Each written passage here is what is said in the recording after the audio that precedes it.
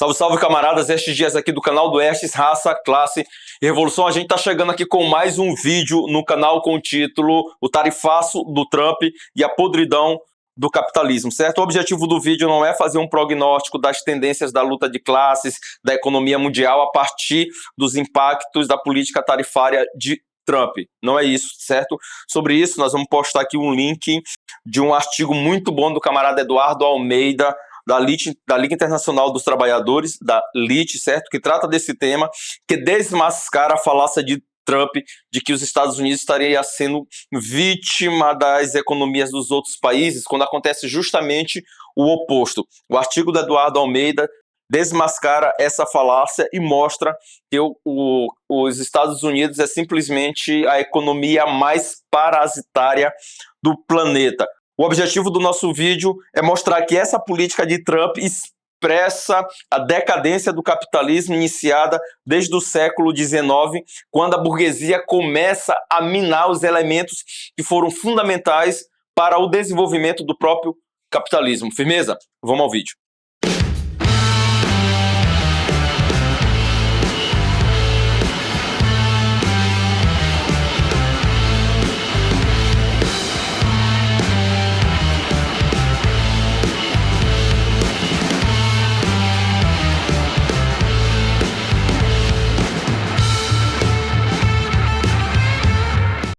Um fato histórico irrefutável por qualquer liberal, por qualquer marxista, inclusive, é que a livre concorrência, o liberalismo econômico foi fundamental para o desenvolvimento do capitalismo, a razão da existência do capitalismo.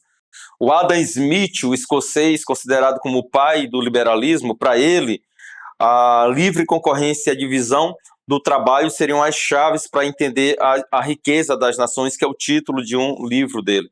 Certo? A divisão do trabalho na agricultura, nas fábricas, a divisão internacional do trabalho e a livre concorrência entre as nações. É também possível pensar as revoluções burguesas, a holandesa, a francesa, a inglesa, sem pensar em livre concorrência, sem pensar no liberalismo econômico, até as independências dos países, das colônias aqui das Américas, também é um subproduto da Revolução Industrial e das revoluções liberais da Europa. Na verdade, até a primeira metade do século XIX, a burguesia foi, sem dúvida nenhuma, a classe social mais revolucionária da história, e Marx reconhece isso no Manifesto Comunista sem nenhum problema, tá? Esse é um fato histórico de grande relevância. A burguesia, quando se constitui enquanto classe social, com força política, começa a implodir tudo que representava um obstáculo ao desenvolvimento das forças produtivas, um obstáculo ao desenvolvimento da própria humanidade. A economia feudal era uma economia regional, ou seja, as fronteiras regionais do feudalismo travavam o desenvolvimento das forças produtivas. O clero travava o desenvolvimento das forças produtivas, a nobreza também, o poder concentrado na mão dos reis absolutistas também. A burguesia simplesmente implodiu com tudo isso.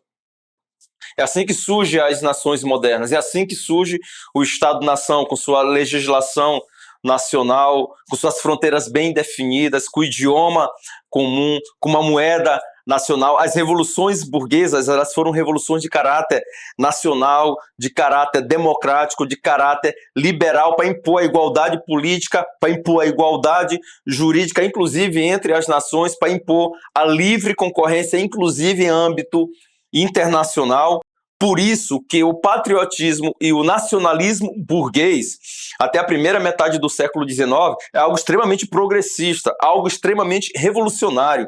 A burguesia simplesmente esmagou com as classes tradicionais ligadas ao feudalismo para destravar o desenvolvimento das forças produtivas e, portanto, o desenvolvimento da própria humanidade.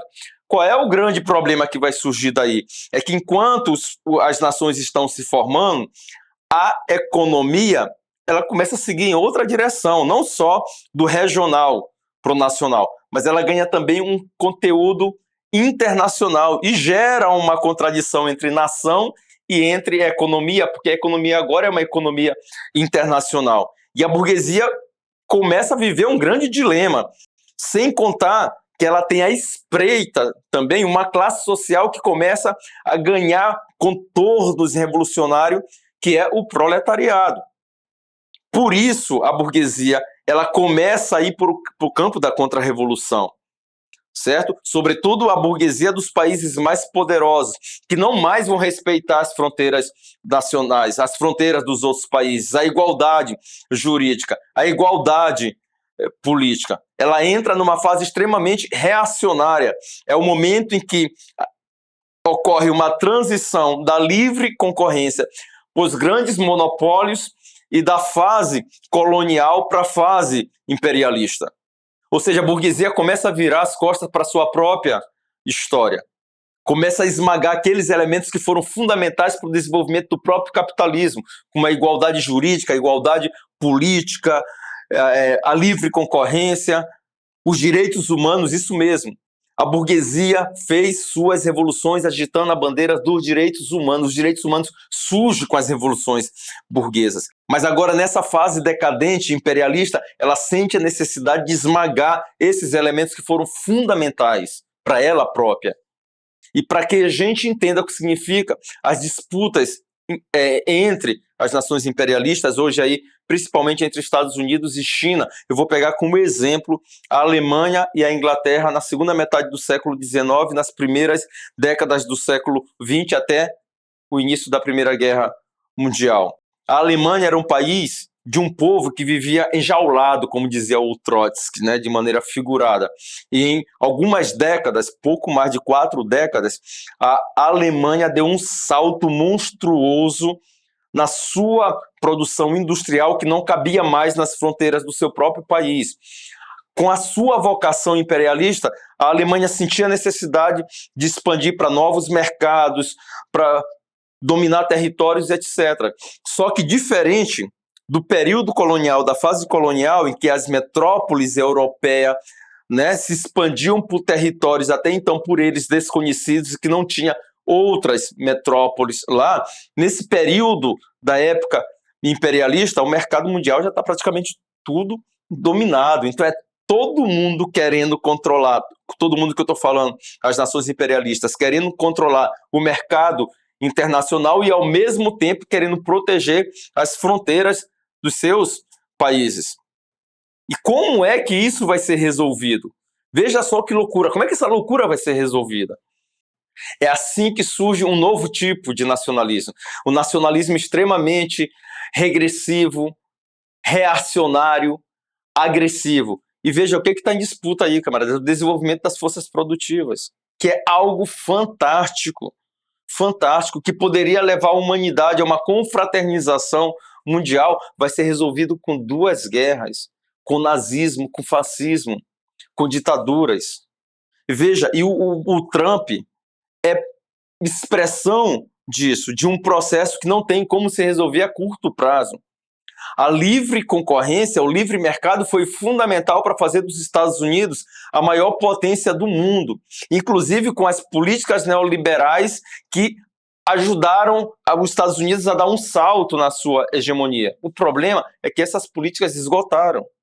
E olha só que irônico, para não chamar de trágico, se quando a burguesia era uma classe social progressista, revolucionária, que conseguiu destravar as forças produtivas do âmbito regional para o nacional e até internacional, hoje há uma tentativa desesperada de conter as forças produtivas não só no âmbito nacional, nem regional, mas até doméstico. Explico por quê. A economia mundial hoje é controlada por 170 monopólios. Ou seja, a economia mundial hoje se encontra na mão de poucas famílias. Poucas famílias controlam a riqueza produzida por bilhões de trabalhadores. O destino da humanidade tem que continuar nas mãos dessa gente. Veja, se no século XVII, XVIII e até na primeira metade do século XIX a tarefa de destravar as forças produtivas fosse atribuída ao clero e à nobreza, o resultado seria simplesmente catastrófico. E a burguesia entendeu isso. Ela cumpriu com a sua tarefa histórica. Só que agora a burguesia e o capitalismo são os grandes entraves ao desenvolvimento das forças produtivas e da própria humanidade. E se o controle das forças produtivas continuar na mão dessa gente, a humanidade não só vai regredir, ela pode desaparecer. Por isso que para salvar a humanidade é necessário expropriar essa gente, que é um punhado de gente. Expropriar o conjunto da burguesia para destravar as forças produtivas e fazer com que a humanidade avance. E para a humanidade avançar é necessário construir uma sociedade comunista. Beleza? A gente fica aqui, espero que vocês tenham gostado do vídeo. Vamos curtir, vamos compartilhar, vamos comentar. No próximo vídeo a gente vai dar continuidade a esse debate aqui, mostrando que a saída para essa gente é não só aumentar a exploração sobre a classe trabalhadora, mas também a opressão sobre negros, mulheres, pessoas LGBTs e imigrantes. Até a próxima, paz entre nós, guerra aos senhores.